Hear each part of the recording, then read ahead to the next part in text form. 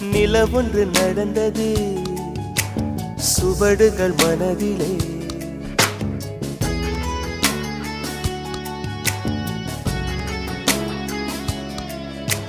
மழை வந்து நனைத்தது இசையல்லை செவியிலே.